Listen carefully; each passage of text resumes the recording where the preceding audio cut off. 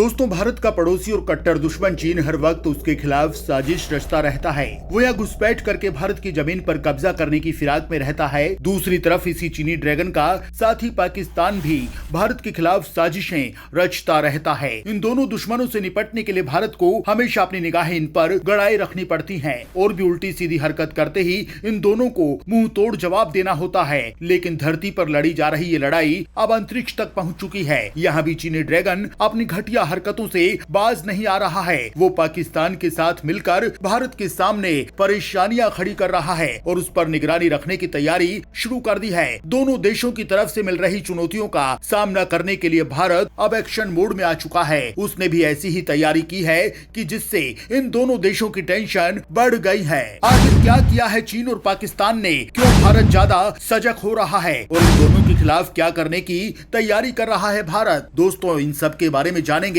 हम इस वीडियो में। आप ये वीडियो अंत तक जरूर देखिएगा। दुनिया में आज ताकत हासिल करने का तरीका बदलता जा रहा है। आज के समय में दुनिया का बादशाह बनने के लिए धरती पर लड़ाई नहीं लड़ी जा रही है, बल्कि अंतरिक्ष में लड़ाई लड़ी जा रही है। ये माना जा रहा है कि जो अंतरिक्ष में सबसे ज्यादा ताकतवर होगा वही दुनिया पर राज करेगा। इस लड़ाई में अमेरिका, रूस, जापान, भारत सभी शामिल हैं। ये सभी देश एक से एक एडवांस और खतरनाक मिशन को अंजाम देकर सत्ता अपने हाथ में लेना चाहते हैं। लेकिन दोस्तों, इस सत्ता की रेस में भारत जैसे देश को अपने दुश्मन से सामना करने के लिए बहुत मजबूत बनने की जरूरत है। अभी हाल ही में सामने आया है कि भारत का कट्टर दुश्मन चीन अपने जिगरी दोस्त पाकिस्तान के साथ मिलकर अंतरिक्ष में भी भारत के खिलाफ साजिश कर रहा है, जिससे भारत टेंशन में आ गया है। दरअसल भारत की तरफ हमेशा तिरछी निगाहें रखने वाले चीन के दिमाग में अब एक नई साजिश चल रही है। मीडिया रिपोर्ट्स की माने तो चीन अंतरिक्ष में भारत को घेरने की तैयारियों में जुटा हुआ है। चीन की इस साजिश में पाकिस्तान भी शामिल है। दोस्तों, चीन नहीं चाहता कि भारत उसकी गतिविधियों पर नजर रखे। इसके लिए चीन अपना अत्याधुनिक SLC-18 space surveillance radar Pakistan को देने की तैयारी कर रहा है, जिसका सहारा लेकर वो भारत को निशाने पर ले सकता है और कई तरह की इंफॉर्मेशन इकट्ठी कर सकता है।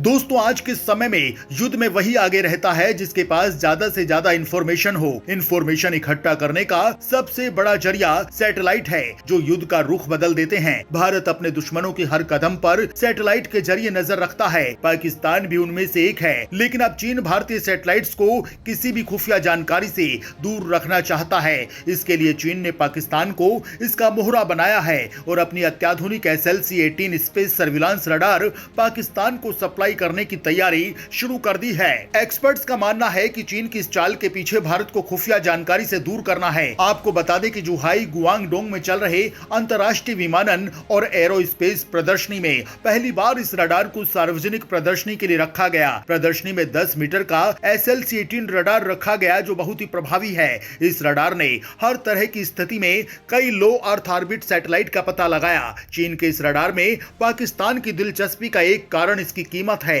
ये रडार बेहद सस्ते दाम पर उपलब्ध है। इस रडार को चीन की सरकारी कंपनी चीन इलेक्ट्रॉनिक्स टेक्नोलॉजी ग्रुप कॉर्पोरेशन यानी CETC ने बनाया है। यही कंपनी चीनी सेना के लिए कई मिसाइल, रडार और इलेक्ट्रॉनिक डिवाइस बनाती है। CETC के उप महाप्रबंधक सुनील लेई ने कहा कि ये रडार मित्र देशों को अंतरिक्ष में मौजूद टारगेट का पता लगाने की सुविधा प्रदान करेगा। युद्ध के मैदान में ये संतुलन बनाने में महत्वपूर्ण भूमिका निभाएगा। सुन लेई के बयान को डिकोड करें तो पाकिस्तान के हर कदम पर भारत के सैटेलाइट निगरानी रख सकते हैं, लेकिन पाकिस्तान के पास ये ताकत नहीं है। अगर भारत और पाकिस्तान युद्ध के मैदान में आमने सामने आते हैं तो भारत हर मूवमेंट पर नजर रख सकेगा, लेकिन इस रडार से पाकिस्तान देख सकेगा कि भारतीय सैटेलाइट कहां है। इसे देखते हुए वो आगे बढ़ सकेगा। ये रडार किसी भी सैटेलाइट की ट्रैकिंग करके उसके पाथ का पता लगा लेता है। इसके बाद सैटेलाइट ग्राउंड पर बैठे अधिकारियों को सिग्नल के जरिए बता देता है कि किस समय सैटेलाइट उनके ऊपर नहीं होगा। दोस्तों, पाकिस्तान को सबसे ज्यादा हथियार चीन सप्लाई करता है। चीन ने पाकिस्तान को विमान, पनडुब्बी और मिसाइल सप्लाई किए हैं। स्वीडिश थिंक टैंक SIPRI के मुताबिक 2017 से 2021 तक 5 साल के बीच में पाकिस्तान ने अपने कुल हथियारों का 72% चीन से खरीदा है। चीन के कुल हथियारों के निर्यात में 47% पाकिस्तान को हुआ है। इसके अलावा CETC के उप महाप्रबंधक सुनील लेई ने कहा कि ये एडवांस हथियार पाकिस्तान को सुरक्षा मोर्चे पर ताकतवर बनाएंगे और सामरिक क्षेत्र से संबंधित जानकारी हासिल करने में भी सहायक सिद्ध होंगे। ऐसे में अंतरिक्ष के मोर्चे पर भारत भारत की घेराबंदी करने के लिए अगर चीन पाकिस्तान को हथियार मुहैया करा रहा है तो ज्यादा हैरान होने की जरूरत नहीं है, क्योंकि चीन ऐसा करता ही रहता है। दोस्तों, चीन अंतरिक्ष के मोर्चे पर भारत की घेराबंदी में जुट चुका है। इसके लिए ड्रैगन पाकिस्तान को मोहरा बना रहा है। ड्रैगन पाकिस्तान को अत्याधुनिक हथियार SLC-18 स्पेस सर्विलांस रडार देने जा रहा है, जिसका सहारा लेकर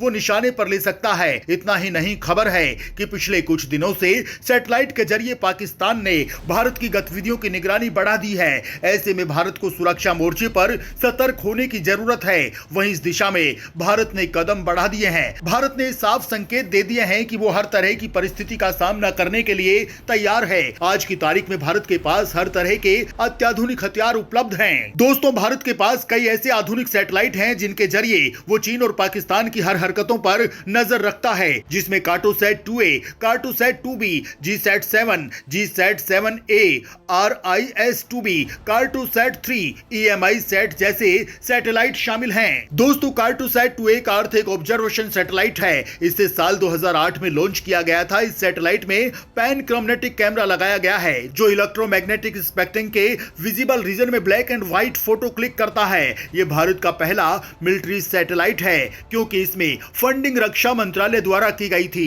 ये इसरो द्वारा लॉन्च 13 रिमोट सेंसिंग सैटेलाइट है। इस सैटेलाइट को भारत की टेक्निकल इंटेलिजेंस एजेंसी NTRO यानी कि national technical research organisation operate करती है। कार्टोसैट 2B इस सैटेलाइट की श्रृंखला में चौथा उपग्रह है। भारतीय अंतरिक्ष अनुसंधान संगठन द्वारा भारतीय रिमोट सेंसिंग IRS उपग्रह श्रृंखला के अंतर्गत निर्मित 17वां उपग्रह है। इस उपग्रह को 116 अल्जीरियन उपग्रह, कनाडा और स्विट्जरलैंड से एक नैनो उपग्रह और एक स्टूसैट पिको सैटेलाइट के साथ 12 जुलाई 2010 को श्रीहरिकोटा में सतीश धवन अंतरिक्ष केंद्र से लॉन्च किया गया था। GSAT-7 सबसे नया मिलिट्री सैटेलाइट है। GSAT-7 भारतीय अंतरिक्ष अनुसंधान संगठन द्वारा विकसित मल्टी बैंड सैन्य संचार उपग्रह है, जिसे रुक्मणी नाम दिया गया था। इनका सबसे ज्यादा उपयोग मिलिट्री संचार में होता है, ताकि फाइटर जेट सही समय पर टारगेट पर पहुंच सकें। इसके जरिए नौसेना आराम से युद्धपोतों और सबमरीन को रणनीति के अनुसार तैनात कर सकती है। ये पूरी तरह से मिलिट्री सैटेलाइट है। GSAT-7A जिस तरह से GSAT-7 को नेवी के लिए बनाया गया है, ठीक उसी तरह से GSAT-7A को खास तौर पर इंडियन एयरफोर्स के लिए बनाया गया है। यह भी मिलिट्री कम्युनिकेशन सैटेलाइट है। इस सैटेलाइट की 30% कैपेबिलिटी इंडियन आर्मी भी इस्तेमाल करती है। 19 दिसंबर 2018 को श्रीहरिकोटा स्थित सतीश धवन स्पेस सेंटर से लॉन्च किए गए मिलिट्री सैटेलाइट GSAT-7A को एंग्री बर्ड भी बुलाया जाता है। इसने वायुसेना की नेटवर्किंग क्षमता को कई गुना बढ़ा दिया है। दोस्तों, RIS-2B भारत का रडार इमेजिंग सैटेलाइट है, जिसे 22 मई 2019 को लॉन्च किया गया था। यह सैटेलाइट RISAT श्रृंखला का तीसरा उपग्रह है। RISAT-2 भारत का पहला ऐसा उपग्रह था जिसमें सिंथेटिक अपर्चर रडार का यूज किया गया था, जिसके कारण यह दिन रात या किसी भी मौसम में मॉनिटरिंग कैपेबिलिटी रखती थी। RISAT-2B में भी यही खूबियां हैं। चाहे आकाश में बादल छाए हो या अंधेरा हो, RISAT-2B उपग्रह आसानी से पृथ्वी की बेहद साफ तस्वीरें ले सकता है। वहीं कार्टोसैट 3 साल 2019 में लॉन्च किया गया था। ये 3rd जनरेशन की इमेजिंग सैटेलाइट है। कार्टोसैट 3 का कैमरा इतना ताकतवर है कि वो अंतरिक्ष से जमीन पर 1 फीट से भी कम यानी कि 9.84 इंच की ऊंचाई तक की तस्वीरें ले सकता है। यानी आपकी कलाई पर बंधी घड़ी पर दिख रहे सही समय की भी सटीक जानकारी दे सकता है ये। दोस्तों, आपको बता दें कि पाकिस्तान पर हुए सर्जिकल और एयर स्ट्राइक पर कार्टोसैट उपग्रहों की मदद ली गई थी। इसके अलावा EMI-SAT यह ऐसा सैटेलाइट है जिसे प्रोजेक्ट काटिल्ले के तहत DRDO के अंडर में बनाया गया है। यह एक रिकॉन्सेंस उपग्रह है जिसे साल 2019 में लॉन्च किया गया था। इसका पूरा नाम है इलेक्ट्रोमैग्नेटिक इंटेलिजेंस गैदरिंग सैटेलाइट। जैसा कि नाम से जाहिर है, इसका इस्तेमाल इंटेलिजेंस को हासिल करने में किया जाता है।